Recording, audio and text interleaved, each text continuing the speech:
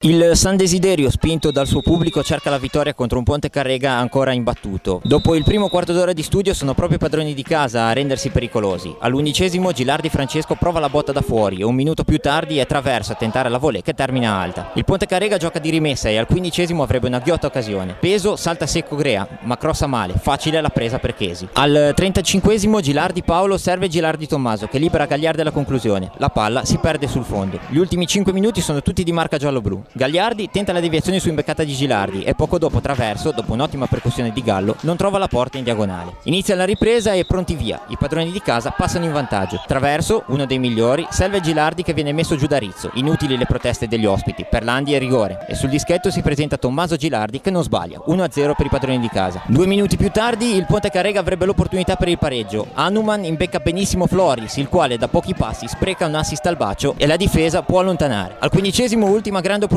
dell'incontro. La combinazione in velocità firmata Gallo-Delia libera Gilardi Paolo alla conclusione, ma Bernini è bravissimo ad opporsi e a deviare in calcio d'angolo. Poi poco altro con il Pontecarrega che ci prova soltanto con una conclusione velleitaria di Roveta sulla quale Chesi abbranca senza difficoltà. Il finale è pieno di tensione con un dirigente del Pontecarrega che viene allontanato per protesta a seguito di un fallo del numero 5 giallo-blu. Vince dunque il San Desiderio, spinto come consuetudine da un calorosissimo pubblico, e si porta a quota 19 punti in classifica. Il Pontecarrega non fa abbastanza per meritare almeno il pareggio e rimane fermo a quota 15.